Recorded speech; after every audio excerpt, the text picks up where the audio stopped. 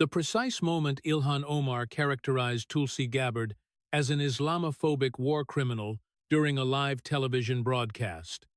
She committed a strategic error that has the potential to dismantle a political career. She seemingly neglected to recall that she was directing her attack toward a combat veteran who had meticulously reviewed the allegations regarding immigration fraud allegations that Omar believed had been permanently concealed. Omar had arrived at the Fox News studios for this highly anticipated debate, possessing the confidence of a figure who had weathered multiple scandals, having learned that invoking accusations of Islamophobia could effectively deflect almost any form of criticism, and having faced numerous controversies only to emerge with her position secure. She had carefully prepared her narrative of victimization, rehearsed her expressions of righteous indignation, and coordinated extensively with her communications team. Her strategy focused on how to silence any uncomfortable inquiries by utilizing accusations of bigotry. Conversely, Tulsi Gabbard had prepared a fundamentally different approach. As a lieutenant colonel in the Army National Guard, who had deployed to Iraq and Kuwait, and who had served her nation in uniform for over 2 decades, she brought the elements that warriors bring to the battlefield: documentation, preparation, and the moral authority of someone who has genuinely sacrificed for America. She also brought with her the immigration records, marriage documents, campaign finance reports, and video footage that would finally answer the question millions of Americans had been asking: whose side is Ilhan Omar truly on? What transpired over the subsequent 2 hours would expose what some called the greatest deception in Congress, and force a reckoning that Omar had successfully avoided for years. If one has ever wondered what occurs when an individual who genuinely served America confronts someone who appears to resent it, they are about to discover the answer. The revelation at minute 52, when Tulsi produces the marriage documents, elicits a facial expression from Omar that conveys the entire story. The studio at Fox News was filled to capacity with 200 attendees. The network had promoted this event as the immigration debate America necessitated, and the response had been overwhelming.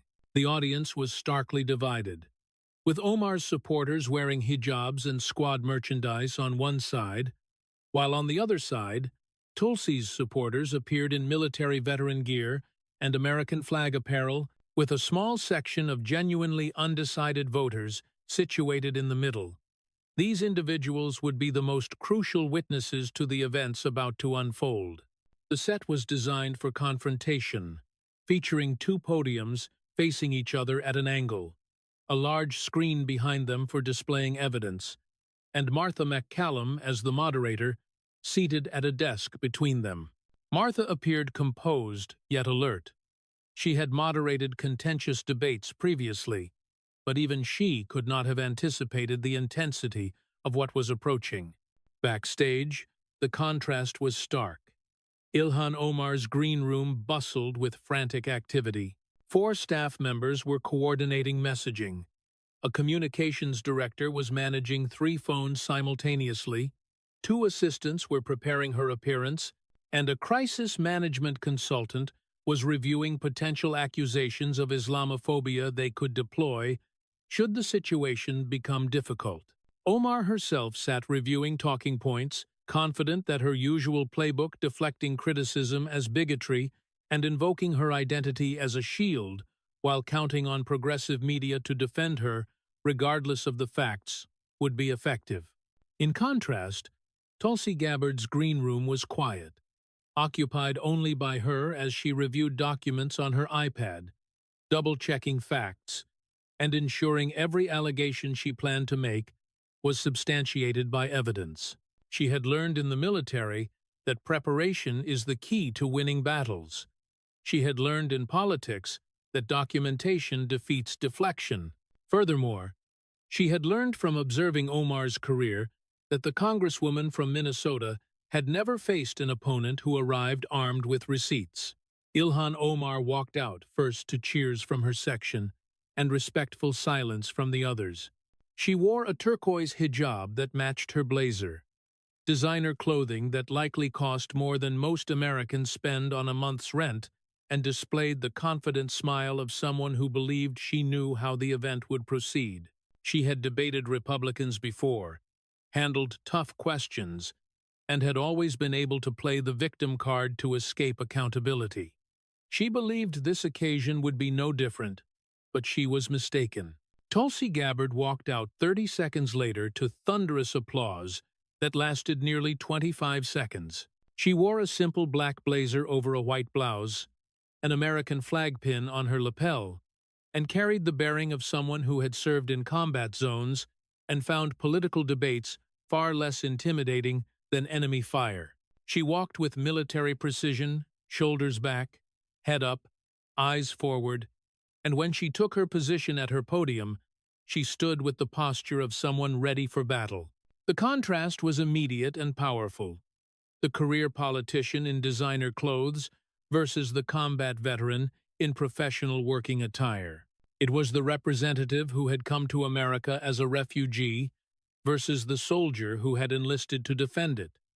The congresswoman who had hidden behind accusations of bigotry versus the veteran who had served alongside Muslims, Christians, Jews, and atheists in uniform.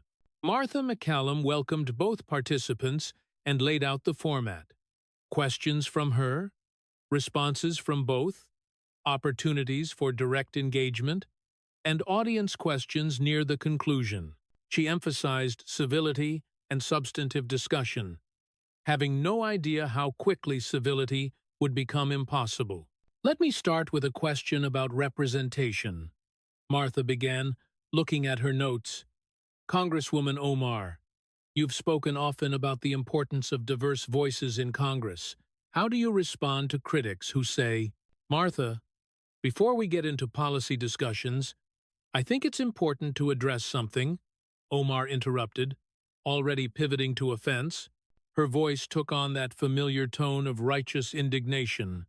"As a Muslim woman of color in Congress, I face constant attacks, not just criticism of my policies, but attacks on my identity, my faith, my very right to be here." She turned to face Tulsi directly and said, "And some of those attacks come from people who should know better, from people like Tulsi Gabbard, who has spent years attacking Muslims, defending war crimes, and representing the military-industrial complex that has killed hundreds of thousands of Muslims around the world." The audience stirred, as this was becoming personal very quickly. Tulsi Gabbard is an Islamophobic war criminal who uses her veteran status to give credibility to bigotry. And frankly, someone who has participated in the murder of Muslims has no standing to criticize someone who actually advocates for Muslim rights and dignity. The room went silent. She had just called a decorated combat veteran a war criminal on national television in the opening minutes of the debate. Calling a combat veteran a war criminal is a bold move. Foolish, perhaps, but bold. Tulsi did not flinch. In fact, she smiled slightly, not a happy smile, but the smile of a soldier who has just watched the enemy expose their position. "Congresswoman Omar," Tulsi said, her voice calm and measured, "those are very serious accusations. War criminal is not something you throw around lightly, as it has legal meaning and moral weight." She paused to let the audience absorb that statement. "I served in Iraq. I was in a medical unit, and we saved lives. Iraqi lives, American lives, coalition lives. We treated anyone who needed help, regardless of who they were or what side they were on, because that is what medics do, and that is what I did."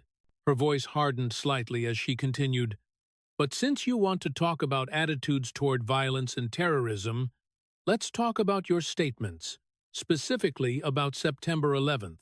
Omar's confident expression faltered slightly.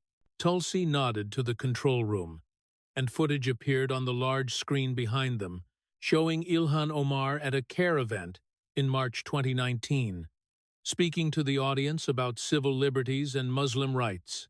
CARE was founded after 9/11 because they recognized that some people did something and that all of us were starting to lose access to our civil liberties.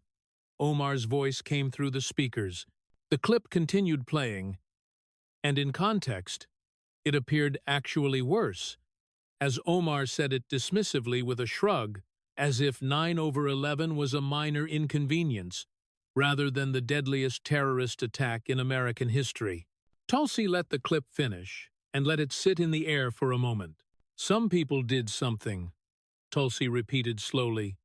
That is how you described September 11th, the murder of 2,977 Americans, the worst terrorist attack in our nation's history. Some people did something. She looked directly at Omar and stated, I was in New York shortly after 9/11. I saw the aftermath. I saw the devastation. I saw families searching for loved ones. I saw the memorials, the missing person posters, the grief that consumed that city. And I enlisted in the Army National Guard because of what I saw, because I wanted to serve the country that had been attacked, she continued, her voice rising now, controlled but passionate. And you describe it as, some people did something not terrorists, not Al-Qaeda, not a coordinated attack by 19 jihadists who murdered nearly 3,000 innocent people. But some people did something. The audience was completely silent. You came here as a refugee when you were 12 years old. You came from Somalia, from war and chaos and violence. America gave you safety. America gave you opportunity. America gave you an education and eventually a seat in Congress, she said, leaning forward slightly. And you cannot properly describe the attack that changed this nation forever. You minimize it. You reduce it to, some people did something. Omar tried to interrupt, claiming, that quote was taken out of context. The context doesn't help you. Tulsi cut her off. I've seen the full video. You were making a point about civil liberties, but you were dismissive about the attack itself, treating the murder of 3,000 Americans as a minor detail on the way to your point about Muslims being victimized. She shook her head and continued, you called me Islamophobic, but I served alongside Muslim soldiers. I ate with them. I prayed near them. We had Muslims, Christians, Jews, atheists all serving together, and I trusted Muslim soldiers with my life, and they trusted me with theirs. Her voice was steel now as she said, you called me a war criminal, yet I saved lives in a combat zone, treating wounded Iraqis with the same care I treated wounded Americans. She pointed at the screen where Omar's image was frozen and stated, but you called 9/11. Some people did something, effectively minimizing the worst attack on American soil, because you couldn't bring yourself to properly acknowledge the murder of 3,000 Americans. Her final line was delivered with quiet intensity.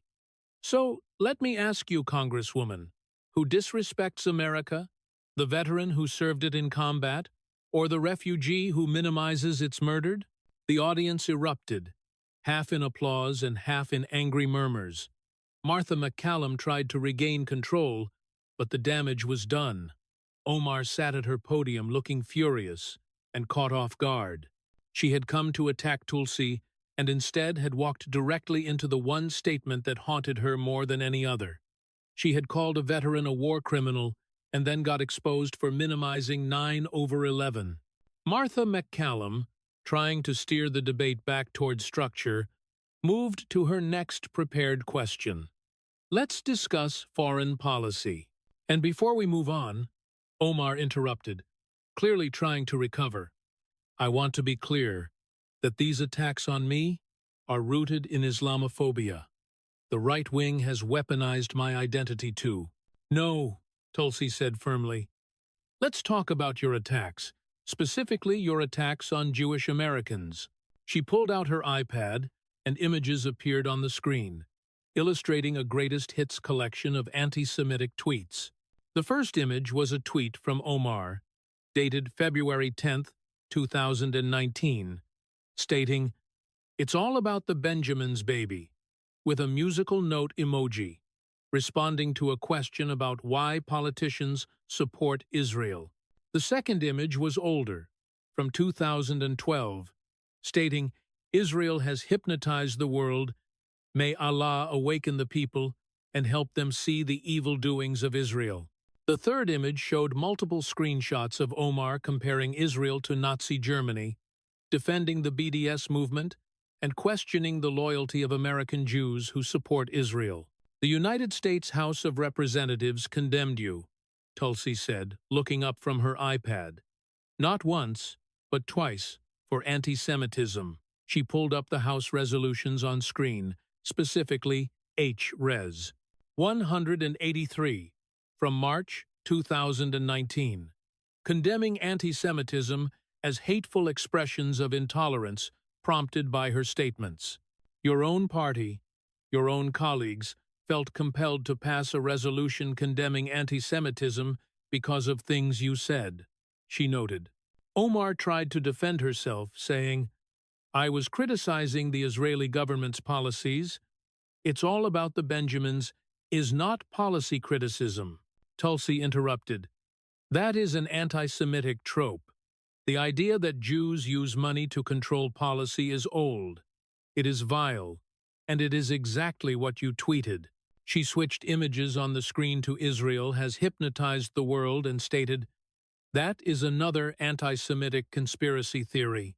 The idea that Jews have mystical power to control global opinion. You didn't say Israeli policy is wrong. You said Israel has hypnotized the world, and those are your words." The evidence kept mounting on the screen. Tweet after tweet, statement after statement, each one showing a pattern. And when people called you out, you didn't genuinely apologize. You said you were being misunderstood. You said your words were being taken out of context, claiming victim status while attacking another minority group with classic anti-Semitic language, Tulsi stated.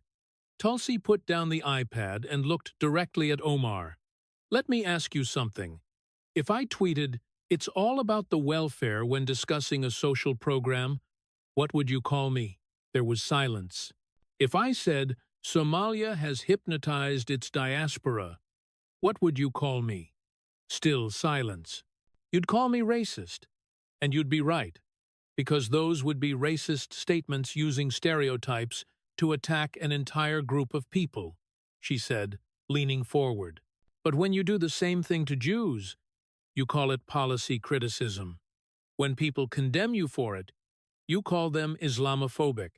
You use your identity as a shield while attacking others with their identity as a target," she added, pulling up more evidence. "You've compared Israel to Nazi Germany. You've supported the BDS movement, which even many Democrats acknowledge is anti-Semitic, and you've questioned whether American Jews who support Israel have dual loyalty. Another classic anti-Semitic accusation used to marginalize Jews for centuries." The screen showed the House condemnation resolutions again. Your own party condemned you, Democrats, not Republicans, attacking across party lines, but your own colleagues saying, "This has gone too far." When Nancy Pelosi and Steny Hoyer feel compelled to condemn you for anti-Semitism, that is significant, Tulsi pointed out. Omar's face was flushed now, her composure slipping. "You called me Islamophobic," Tulsi said, her voice hard now. "But I've never attacked Muslims for being Muslim. I've criticized specific policies, specific actions, specific statements. I question actions, not identity." She pointed at the screen. "You attack Jews using anti-Semitic tropes. You attack their identity. You question their loyalty. You use conspiracy theories about their supposed power and influence. That is not criticism. That is bigotry," she declared. Her final statement was delivered with contempt. Jewish refugees came to America fleeing genocide, the Holocaust. 6 million murdered, because of the exact same conspiracy theories you're spreading. They came here, like your family came here, seeking safety and opportunity. She shook her head and said, "And you attack them using the same language that led to the Holocaust? The same Jews control things with money garbage? That is not policy debate. That is anti-Semitism, and your own party knows it. They condemned you twice for it." Martha McCallum, looking overwhelmed but committed to letting this play out, tried once more. "Let's move to immigration policy, which both of you have." "Yes, let's discuss immigration." Omar jumped in, clearly relieved to be on what she thought was safer ground. "I advocate for immigrants because I understand their struggle. I came here as a refugee. I know what it's like to—" "Let's discuss your immigration story," Tulsi interrupted. "Specifically, Ahmed Noor, Said Elmi." Omar's face went completely white. The color drained so fast it was visible even on television. Watching her realize Tulsi had the documents was like watching someone discover their browser history had gone public. "I don't think my personal life is relevant to," Omar began. "Your immigration history is absolutely relevant when you're lecturing Americans about immigration policy," Tulsi said firmly, "especially when there are serious questions about immigration fraud." She pulled up a timeline on the screen. "Let's walk through your marriages because it's complicated." The timeline appeared clear and damning. 2002 religious marriage to Ahmed Hirsi, not legal. 2 children born. 2008, separate from Hirsi. 2009 legal marriage to Ahmed Noor Saeed Elmi. 2011 to 2012, living with Hirsi again while legally married to Elmi. More children born with Hirsi. 2017 divorce. Elmi claiming inability to locate him for proceedings. 2018, legal marriage to Hirsi. 2019, divorce Hirsi. 2020 marriage to Tim Mynet, her campaign consultant. 4 different men, multiple overlapping relationships. But the interesting one is Ahmed Noor Saeed Elmi, your legal husband from 2009 to 2017, Tulsi said, as she pulled up photos on the screen. Multiple investigations by conservative media, by Minnesota state agencies, by journalists have uncovered evidence suggesting Ahmed Noor Saeed Elmi is your brother. The audience gasped. Even those who had heard the rumors seemed shocked to see it stated so directly on national television. "That's a disgusting racist smear," Omar started. Then, "Prove it wrong." Tulsi cut her off. "Show us Ahmed Noor Said Elmi's birth certificate. Show us his immigration documents. Take a DNA test. Prove the allegations false." She pulled up more evidence. "Here's what investigators found. Photos of you and Elmi as children in Somalia, appearing to be from the same family. School records in Somalia, listing the same parents. Family members on social media, calling him your brother before you deleted those posts. Immigration documents with irregularities, and a birth date that matches your brother's birth date from other documents." More images appeared on screen. School photos, family photos, and social media screenshots from before they were deleted. The allegation is that you married your brother to commit immigration fraud, to get him into the country or to give him citizenship status, and you won't release any documents to disprove it, Tulsi stated. Omar was gripping the edges of her podium now. "Why?" Tulsi pressed. "If this is a racist conspiracy theory, if it's false, you have access to all the evidence that would prove it.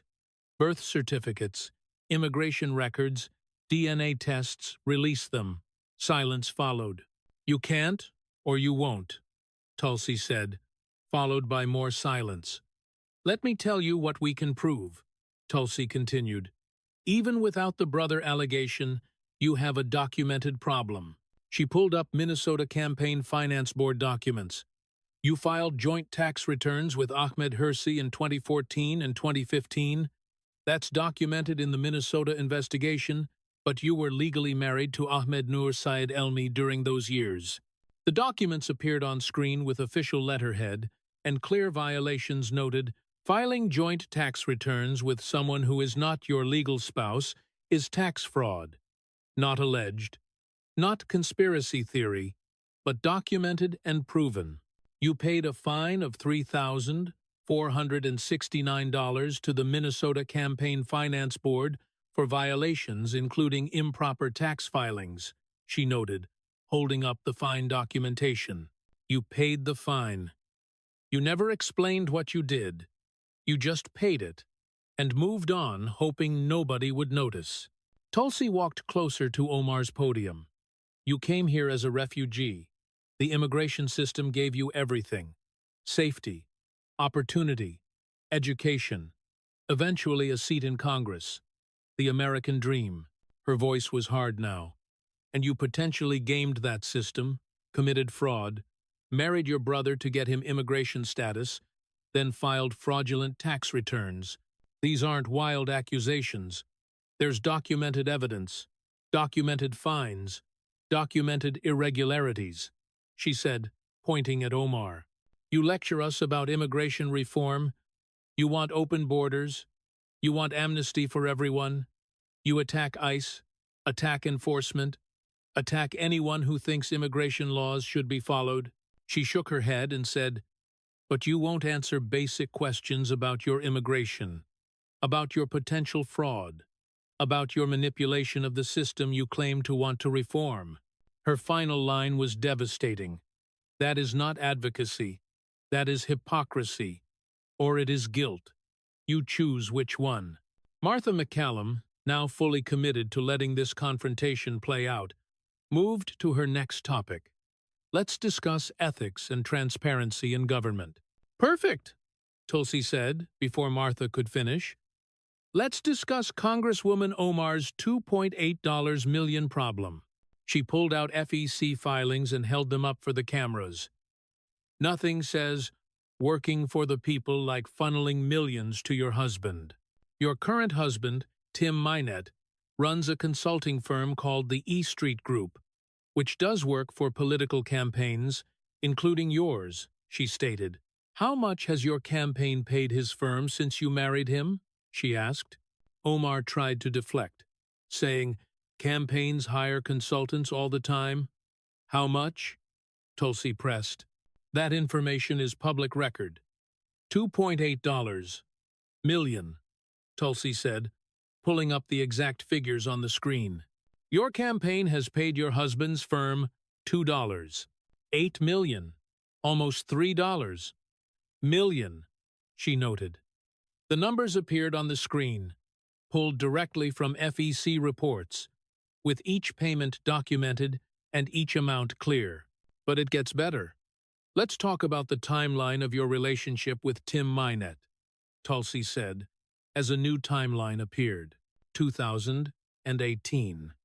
Minett begins consulting for Omar's campaign, both married to other people. August 2019. Minett's wife Beth files for divorce, specifically citing an affair with Omar. Her divorce filing states defendant's more recent travel and long work hours now appear to be more related to his affair with Rep. Ilhan Omar. October 2019. Omar divorces Ahmed Hirsi, husband number 3. March 2020. Omar marries Tim Minett, 2020 to 2024. E Street Group receives $2.8 million from Omar's campaign. So you were paying his firm while you were having an affair with him. His wife cited you by name in divorce proceedings. Then you divorced your husband, married your consultant, and continued paying his firm millions, Tulsi summarized. Tulsi pulled up the FEC filings with payment details. Travel expenses, $780,000. Funny how many of those travel expenses were to cities where you just happened to be together. Consulting fees, $1. $2 million. Media production, $650,000. Fundraising consulting, $420,000. She looked up from the documents. This isn't campaign work. This is you using donor money to funnel millions to your husband's business. That is not consulting. That is a con, she declared. Omar tried to defend herself, saying, "These are legitimate campaign expenses that were legitimate." Tulsi interrupted. "The Minnesota Campaign Finance Board investigated you. They found violations, and you paid the largest fine for a House member at the time." She held up the fine documentation again. $3,469 for using campaign funds for personal expenses, for improper tax filings, for violations that would get a regular person charged with fraud. You paid the fine, which is basically admitting you did it, but you never explained what you actually did wrong, she said, setting down the documents and looking directly at Omar. "Let's talk about what happened here. You hired a consultant. You started an affair with him while both of you were married. His wife found out and cited you in the divorce. You divorced your husband. You married your consultant. Then you funneled $2.8 million in donor money to his firm." The audience was riveted, many looking disgusted. People donated to your campaign, small dollar donations. People who believed in your message, who thought you were fighting for them. Teachers, nurses, working families who sent you $25 or $50 because they believed in what you claimed to represent. Her voice was hard now. "And you used that money to enrich your husband, to fund your personal relationship, to build a family business on the backs of people who trusted you?" She pulled up a comparison chart. "You ran on getting money out of politics. You attacked corporate influence. You called yourself a reformer. You aligned with the squad, promising to fight corruption." She pointed at the FEC numbers. "But you're doing exactly what you claim to oppose, using your position to enrich yourself and your family, funneling donor money to your husband's business. That is not reform. That is corruption, with a progressive brand," she asserted. Her final statement was delivered with disgust. "This isn't about religion or race or any identity. This is about you using campaign donations as a piggy bank, and that is fraud dressed up as political consulting." Omar, clearly rattled, tried to pivot to foreign policy. "I've been a consistent voice for peace and justice in our foreign policy." "Let's talk about your views on terrorism," Tulsi interrupted. "Specifically, your views on Al-Qaeda." She made air quotes and queued up video footage which played on the screen. Using air quotes for Al-Qaeda is strikingly dismissive. The video showed Omar in an interview discussing her college experience in a terrorism class. As she talked about the professor mentioning Al-Qaeda and Hezbollah, she physically made air quotes with her fingers. When the professor said Al-Qaeda or Hezbollah, Omar's voice came through the speakers as she gestured. "You sort of like added this very complicated, nuanced," and then she described terrorism as when victims of Western imperialism decided to do something. The video continued showing Omar making dismissive air quotes multiple times, treating terrorist organizations as if they were concepts rather than real groups that had murdered thousands. Tulsi let the video speak for itself, then turned to Omar. "Al-Qaeda, the terrorist organization that killed 2,977 Americans on September 11th, that bombed our embassies in Kenya and Tanzania, killing hundreds, that attacked the USS Cole, killing 17 sailors, and you use air quotes." She shook her head slowly and continued. "Hezbollah, the terrorist organization that killed 241 United States Marines in the Beirut barracks bombing, that's killed hundreds of Americans over decades, designated as a terrorist organization by the U.S. government. And you use air quotes." She walked toward Omar's podium and said, "You describe terrorism, the deliberate murder of civilians to achieve political goals, as victims of Western imperialism deciding to do something That is not analysis. That is justification. That is excusing mass murder as a reasonable response to policy disagreements, she declared, as the audience fell completely silent. Now, this isn't an isolated statement. This is a pattern. Let's review, she said, ticking off on her fingers. You minimized 9/11. As some people did something, you made air quotes for Al-Qaeda and Hezbollah. You compared the United States to Hamas and the Taliban in an interview with CNN, and you consistently downplay Al-Shabaab, the Somali terrorist group that's murdered countless innocents, including Americans. You never condemn Islamic terrorism without immediately adding, "but America," or "but Western policy," she added, pulling up more footage. When you went to Somalia in 2022, you were treated like a returning hero. You held rallies, you met with officials, you talked about Somali nationalism. The video played of Omar in Somalia, with large crowds cheering her as she spoke in Somali to enthusiastic audiences. You know what you didn't do? Tulsi asked. You didn't meet with victims of Al-Shabaab. You didn't visit communities terrorized by that Somali terrorist group. You didn't talk about the Americans and aid workers they've murdered. The video continued showing Omar waving to crowds, giving speeches about Somalia's future, being celebrated. And in one of your speeches, you said something revealing. You said, "Ask us what country we are from," she said, replaying that clip with Omar's exact words. Not, "I'm American." Not, "I'm from Minnesota." Not, "I represent the United States." But ask us what country we're from, plural, as if you, and others like you, aren't American first.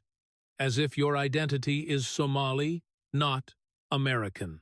Tulsi walked back to her podium and stated, "You're a member of the United States Congress. You took an oath to defend the Constitution. You swore allegiance to America, but you identify as Somali first. You minimize terrorism against Americans. You use air quotes for terrorist organizations. You excuse violence as an understandable response to Western policy," she said, her voice rising with controlled anger. "I served in combat against terrorists, real terrorists, not air quote terrorists. I've seen what they do to innocent people, Muslims, Christians, men, women, children. They don't discriminate in their cruelty. They murder anyone who doesn't submit to their ideology." She pointed at the screen showing Omar making air quotes, "And you sit in Congress making air quotes about them, treating them like they're misunderstood victims rather than mass murderers." Her final question was delivered with intensity. "So, let me ask you directly, Congresswoman Omar, whose side are you on? Because from where I sit looking at your statements, your gestures, your pattern of minimizing terrorism and excusing violence against Americans, it's not America's side." Omar was visibly shaken now, her prepared talking points completely abandoned, as she tried one more defense. "I love this country. I'm grateful for the opportunities America has given me." Tulsi actually laughed, not a polite chuckle, but a genuine laugh of disbelief, and said, Show me one time, just one, where you've defended America without immediately attacking it," she challenged. "One speech, one interview, one tweet where you praise America, defend America, express gratitude for America without adding but or however or immediately pivoting to criticism." Omar opened her mouth, clearly searching her memory, but nothing came. "I'll wait," Tulsi said, leaning back against her podium with exaggerated patience as seconds ticked by, and the silence became excruciating. There are many instances where I've discussed America's potential," Omar tried. "Name one," Tulsi pressed. "Just one specific example." More silence followed. "You can't, can you? Because it doesn't exist," Tulsi concluded. She pulled up a compilation video, and it began playing clips of Omar stating America was founded on genocide. We must recognize that America is not the moral leader. American imperialism, and America is an empire built on stolen land, clip after clip, quote after quote of Omar criticizing, attacking, and condemning America. That's just a sample, Tulsi said as the video ended. I could show you hours more. Your entire career is built on attacking America. Every speech, every interview, every policy position starts from the premise that America is fundamentally evil. She pulled up statistics. Let's talk about Somalia versus America. Somalia, where you were born. America, where you built your life. Numbers appeared on screen. Somalia GDP per capita, $447, versus America, $76,000. Somalia life expectancy, 57 years versus America, 78 years. Somalia corruption, ranking 172nd out of 180 countries versus America, 27th. Somalia press freedom near the bottom, globally versus America top 50. Somalia women's rights, severe restrictions versus America, among the most protected in the world. Tulsi gestured to the screen. You left a country torn apart by war, poverty, corruption, and violence. You came to a country with opportunity, freedom, prosperity, and protection.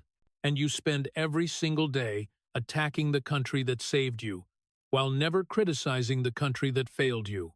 She walked closer to Omar. Here's my question. If America is so terrible, if it's built on genocide, if it's an evil empire, if it's fundamentally corrupt, why did you come here?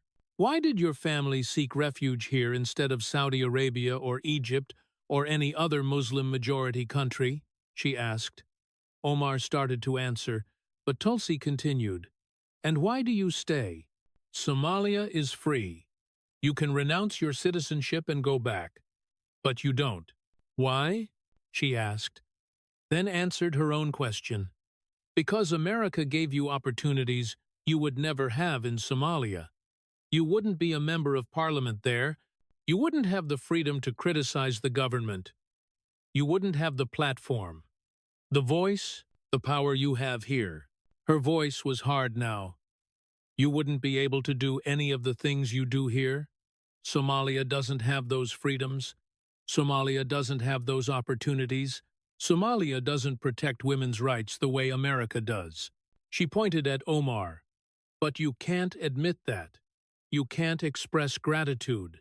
You can't say one positive thing about America without immediately tearing it down, because your entire political brand is built on grievance, on resentment, on presenting yourself as a victim of the very country that gave you everything. Tulsi returned to her podium and said, I enlisted after 9/11. I deployed to Iraq. I deployed to Kuwait. I served in uniform for over 20 years. Not because America is perfect, it's not. No country is. But because America is worth defending. Because for all its flaws, it's still the greatest nation on earth. Still the place where a refugee can become a member of Congress. Still the place where freedom and opportunity exist in ways unmatched anywhere else, she stated, looking directly at Omar. You had the exact same journey to Congress that I did. Well, yours was easier since you didn't have to serve in combat first. But we both got here because America allows it. Because America creates those opportunities. Her voice was quiet now, but cutting. The difference between us is that I'm grateful and you're resentful. I defend America while acknowledging its flaws. You attack America while enjoying its benefits. I love this country enough to serve it in uniform. You seem to love only what it gives you while hating what it is. Her final question hung in the air. So I'll ask again, do you love America? Or do you just love what America gave you while resenting that you needed it? Martha McCallum, recognizing they were approaching the end of their time and that this debate had become historic, gave both participants a chance for final statements. Congresswoman Omar, Closing thoughts. Omar gathered herself and fell back on her familiar defense. Tonight has been another example of the Islamophobia and racism that I face constantly. These personal attacks, these conspiracy theories, this refusal to accept that a Muslim woman of color can serve in Congress, it's all designed to silence voices like mine that challenge the status quo and speak truth to power. Tulsi stood up from her podium, a dramatic move she had used only once before, signaling this was the final blow. "No," she said firmly, "we're not ending with that." The audience leaned forward as Omar looked startled. "You've hidden behind accusations of Islamophobia and racism your entire career," Tulsi said, walking to the center of the stage.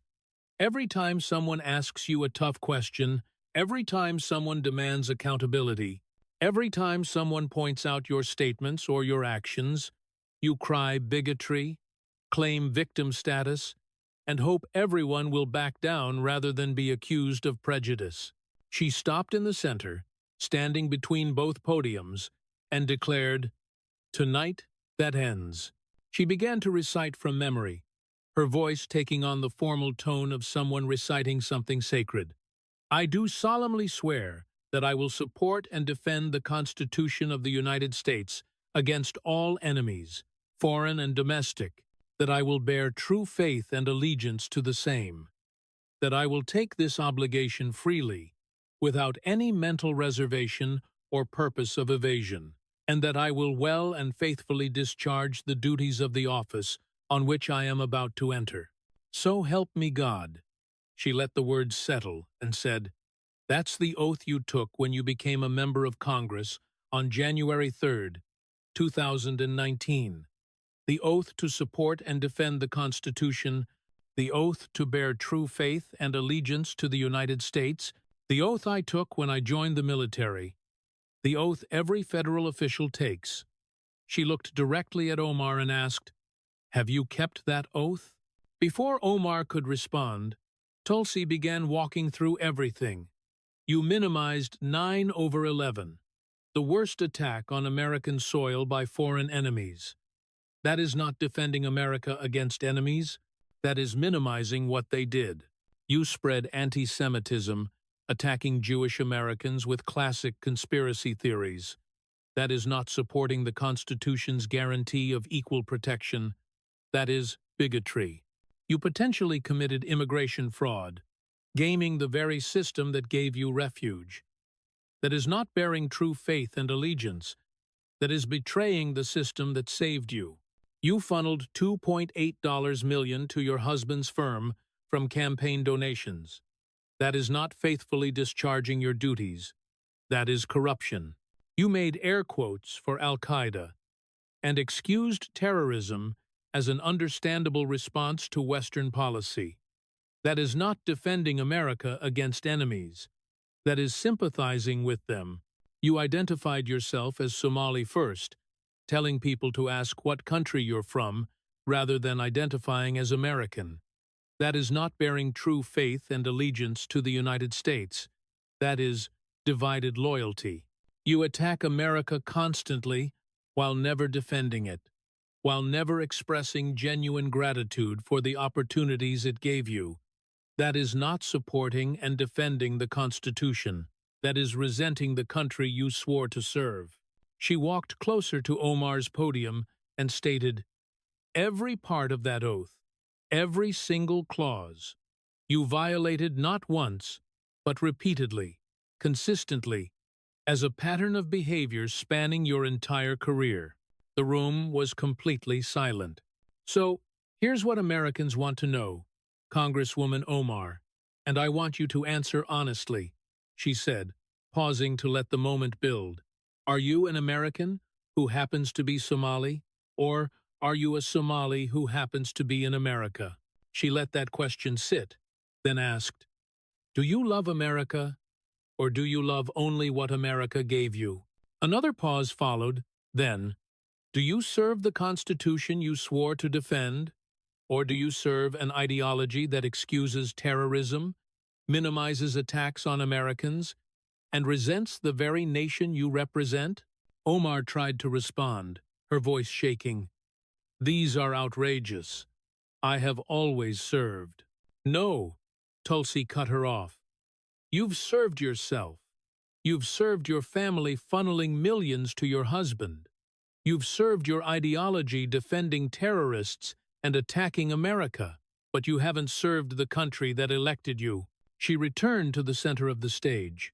I served this country in uniform.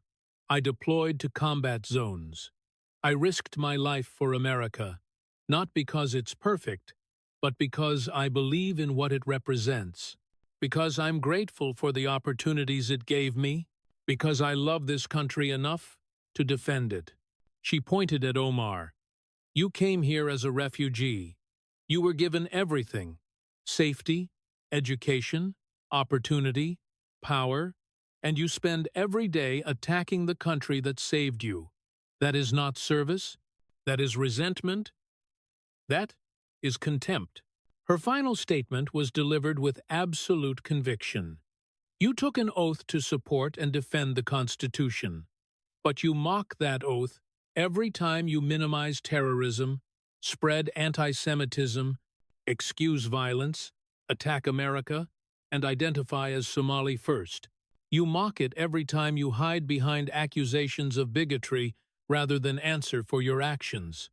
She walked back to her podium and said, Americans are asking, whose side are you on? Tonight answered that question.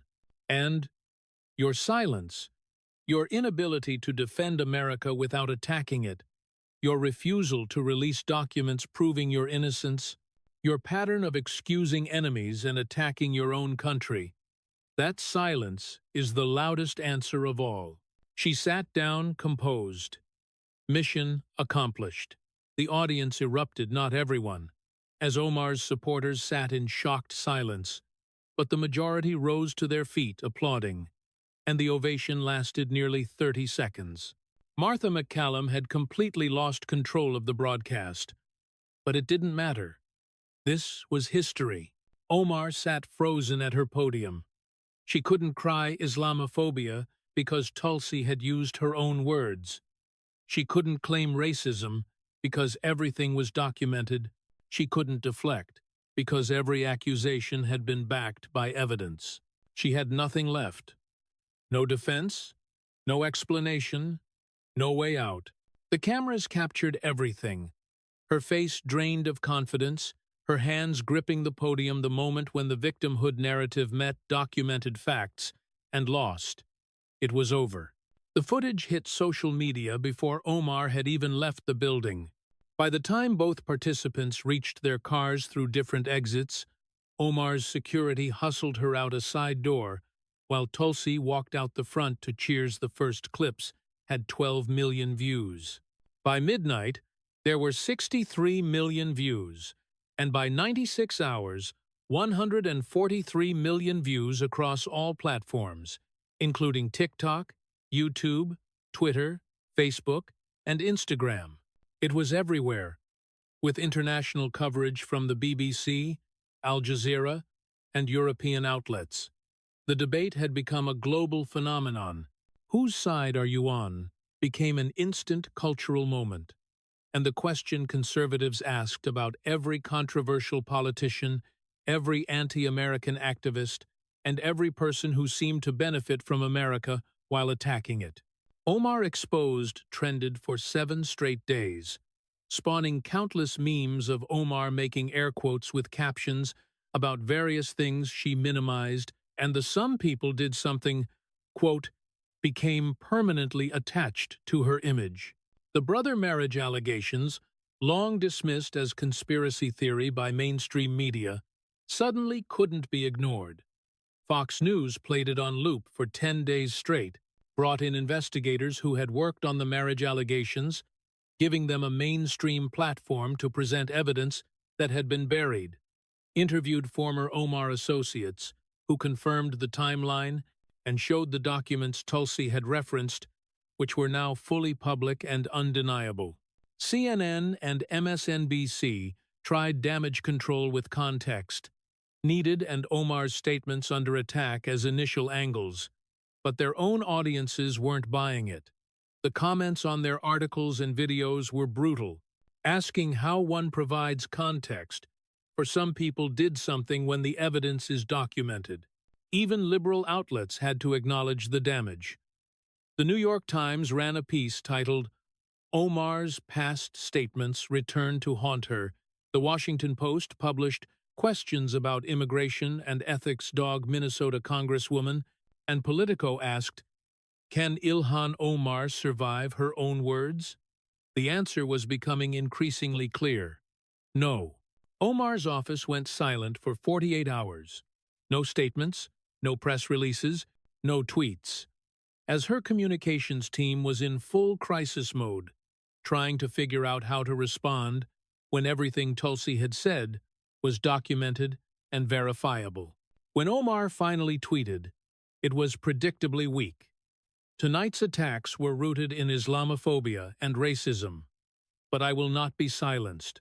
I will continue fighting for justice, for equality, for the values that make America great. The replies were absolutely savage, with over 120,000 comments in 2 hours and maybe only 10% supportive. Users demanded she address the marriage allegations, release the documents if it's false, explain some people did something, explain why she used air quotes for Al-Qaeda, explain the $2.8 million to her husband, and stop hiding behind Islamophobia. She got ratioed so severely that political analysts started using it as a textbook case of losing narrative control. The political fallout was swift and devastating. Within 72 hours, 3 separate ethics complaints were filed by Republican members, by watchdog organizations, and shockingly, by a group calling itself Progressive Muslims for Accountability, who said being Muslim doesn't give you a pass for anti-Semitism, corruption, or dishonesty. The House Ethics Committee, under pressure from all sides, announced it would investigate the campaign finance allegations and the marriage fraud allegations. For the first time since taking office, Omar faced real institutional consequences as Minnesota state investigators announced they were reopening their examination of her immigration and tax records, and the brother marriage allegations were suddenly being taken seriously by law enforcement. A primary challenger emerged within a week, a Somali-American Marine veteran who announced his candidacy with a powerful video stating, "I served this country in uniform. I'm proud to be American. I'm proud to be Somali-American. But I'm American first, and Minnesota deserves representation that loves this country." His fundraising exploded to $2.3 million in the first 3 days. Polling in Minnesota's 5th District showed Omar's approval collapsing from 61% approve, 32% disapprove, to 28% approve, 64% disapprove in 2 weeks. Even among Democrats in her district, she had lost ground, dropping to 47% approval from 78%. Democratic leadership, which had always been uncomfortable with Omar and the squad, now openly distanced themselves. Hakeem Jeffries gave a terse, "Every member is accountable for their own statements," and Nancy Pelosi said nothing. The silence from party leadership was deafening, indicating they were cutting her loose. Omar lost her seat on the Foreign Affairs Committee. The official reason was committee reorganization, but everyone knew it was punishment because she was now toxic and a liability to the party. The squad tried to rally around her. AOC tweeted support. Rashida Tlaib called the debate a racist hit job. Ayanna Pressley invoked civil rights history, and Cori Bush compared it to attacks on black women in Congress. But their defenses fell flat because the evidence was too documented. The clips were too clear, and Omar's own words were too damning. Significantly, their defenses started getting ratioed too, with their own supporters questioning why they were defending someone who had minimized 9/11, spread anti-Semitism, and refused to release documents proving her innocence. The cultural impact extended far beyond politics. Military veterans organized Thank You Tulsi events across the country at VFW posts and American Legion halls, where they played the debate and expressed gratitude that finally someone had defended their service against false accusations of war crimes. Muslim American groups were split, with progressive Muslim organizations defending Omar, but conservative and moderate Muslim groups praising Tulsi. One imam wrote, "Being Muslim doesn't mean supporting anti-Semitism or excusing terrorism. Ilhan Omar does not represent us." Jewish organizations universally praised Tulsi for calling out Omar's anti-Semitism, with the ADL issuing a statement thanking her for standing against hatred and conspiracy theories. 3 weeks after the debate, 60 Minutes did an investigative special on the marriage allegations, concluding that while they cannot definitively prove the allegations, the circumstantial evidence is substantial. And Congresswoman Omar's refusal to release documents raises serious questions that deserve answers. Even 60 Minutes couldn't ignore it anymore. 1 month after the debate, Ilhan Omar held a press conference announcing she would not seek re-election in 2026, stating, "After much consideration and discussion with my family, I've decided to step aside and focus on other ways to serve the community." The statement was carefully worded to sound voluntary, but everyone knew the truth. She had been forced out because the debate had destroyed her political career. She couldn't survive the scrutiny, couldn't answer the questions, and couldn't escape her own words. Tulsi Gabbard became a national hero to millions of Americans, with her approval rating skyrocketing up 47 points among independents, gaining strong support even from moderate Democrats, and near universal acclaim from Republicans and veterans. She was invited everywhere: universities, veteran organizations, town halls, podcasts, news shows, as everyone wanted to hear from the veteran who had finally held Omar accountable. The debate fundamentally changed American political discourse by showing that documentation defeats deflection. Facts overcome accusations of bigotry when the facts are indisputable. And calling someone racist or Islamophobic doesn't work when confronting them with their own words. Most importantly, it answered the question millions had been asking for years: whose side is Ilhan Omar on? The answer, made clear by her own statements, her own actions, and her own silence, was not America's. This wasn't about Democrat versus Republican, religion, race, or identity politics. It was about something more fundamental than policy disagreements or partisan divides. It was about loyalty, gratitude, and the oath we ask our representatives to take. Ilhan Omar came to America as a refugee at age 12, fleeing a nation torn apart by war, poverty, and chaos. America gave her safety, education, and opportunities impossible in the country she left, eventually giving her a seat in Congress.